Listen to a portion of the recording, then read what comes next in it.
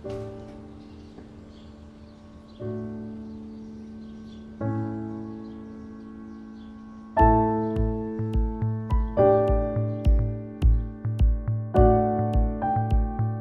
भाई, कैसे हैं? सब कुशल मंगल।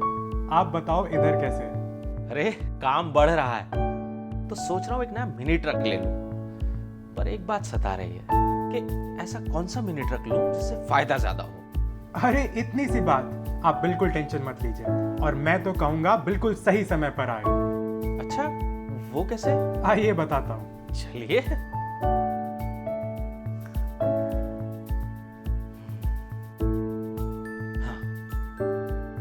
टाटा एस पिछले 15 वर्षों से कस्टमर की नंबर 1 चॉइस रहा है।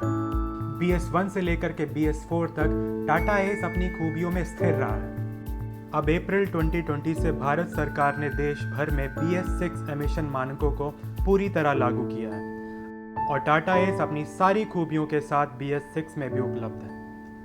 प्रदूषण के कारण वायु प्रदूषण होता है, जिससे श्वास और हृदय संबंधी रोग हो सकते हैं। BS6 एमिशन मानकों से शुद्ध वायु की गुणवत्ता में भी सुधार किया जाएगा। कड़े उत्सर्जन वायुमान को पूरा करने में फ्यूल क्वालिटी बहुत महत्वपूर्ण होती है।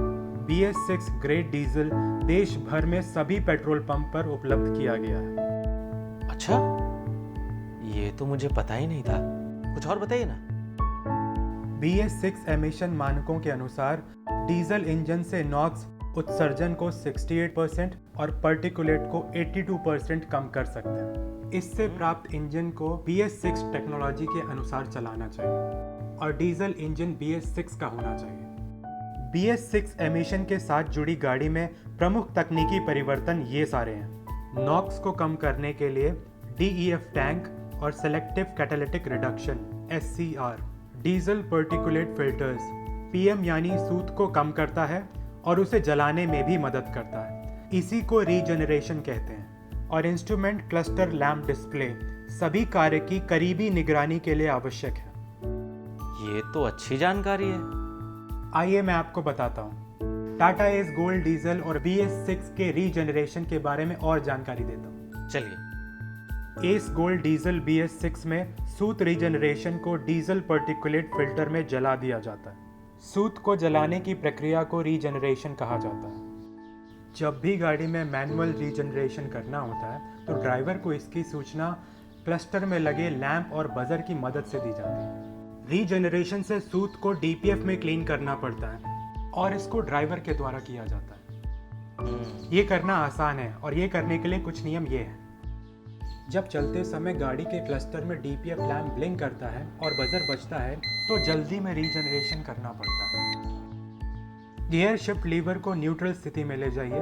ध्यान दें, इंजन का टेम्परेचर क्लस्टर बार में 3 बार से ऊपर होना चाहिए और गाड़ी को आइडल RPM में रखें।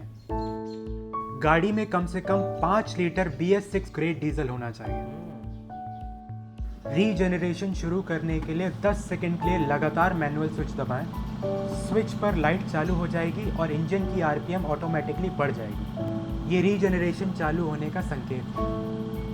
रीजनरेशन की प्रक्रिया को पूरा होने में लगभग 30 मिनट लगेंगे। रीजनरेशन की प्रक्रिया के दौरान इंजन बंद ना करें और गाड़ी के केबिन से बाहर रहें।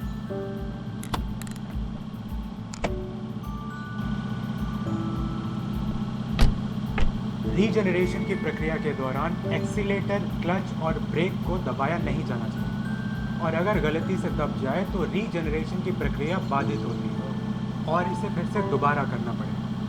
रीजनरेशन की प्रक्रिया पूरे होने पर क्लस्टर में लाइट जल जाएगी और गाड़ी का इंजन आइडल RPM पर आ जाएगा।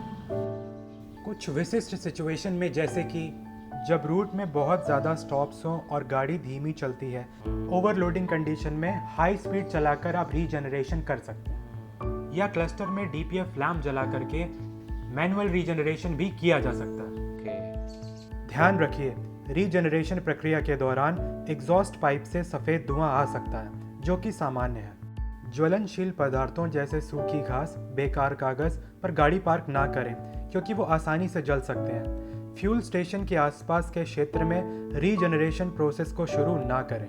ध्यान रखिए कि एग्जॉस्ट सिस्टम ब्लॉक नहीं है। रीजनरेशन को बंद जगह जैसे सुरंग या बंद कमरे में ना करें। ध्यान रखिए कि एग्जॉस्ट गैस को निकलने के लिए प्रॉपर वेंटिलेशन हो। आपको पता है टाटा मोटर्स को 24 घंटे टोल फ्री हेल्पलाइन नंबर से भी संपर्क किया जा सकता है, अच्छा, जिसका नंबर है 180020979979।